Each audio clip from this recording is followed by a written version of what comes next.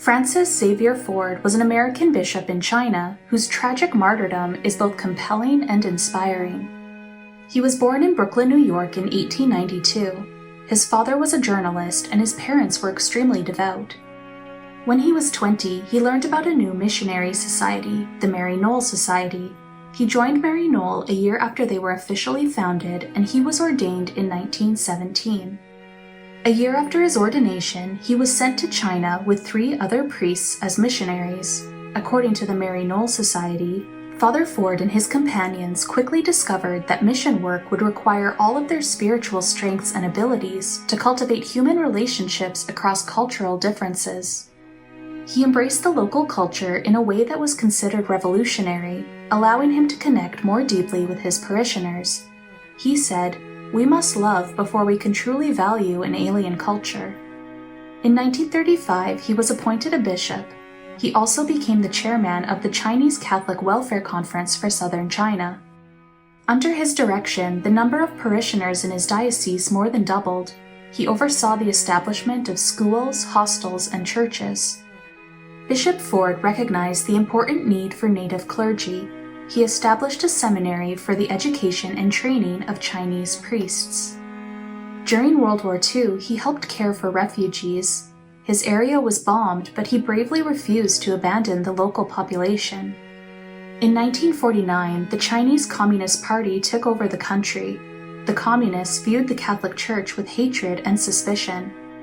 The government started closing churches. By December 1950, they were arresting and deporting priests and nuns. Bishop Ford was suspected of being a spy and an agent of American imperialism. He was placed under house arrest with his secretary, Sister Joan Marie Ryan. Sister Joan was known as an incredibly intelligent woman. She was knowledgeable about architecture and law, and she supervised relief efforts with the refugees. In April 1951, Joan and Bishop Ford were arrested and charged with espionage.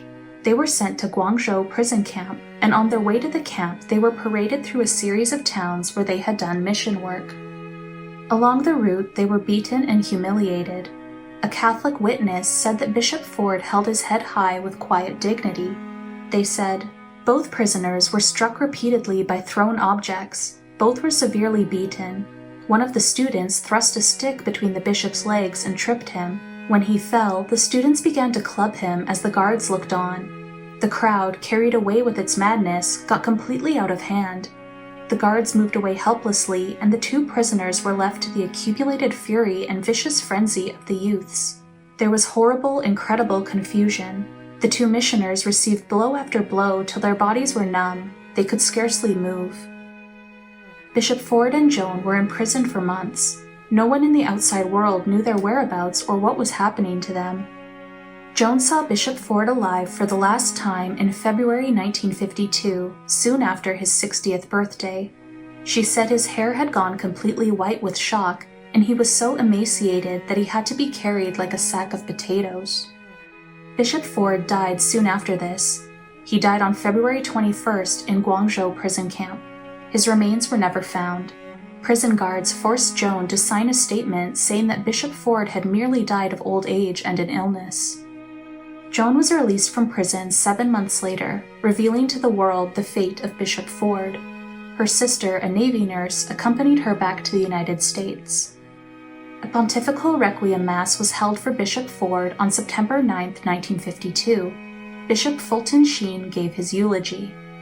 Bishop Ford was Maryknoll's first martyr and the first American bishop killed by Chinese communists. Many people, inspired by his bravery and martyrdom, have called for his canonization. On the 100th anniversary of his ordination, his sainthood cause was officially opened. He is an inspiration for both his missionary work and for the way he bravely endured his martyrdom.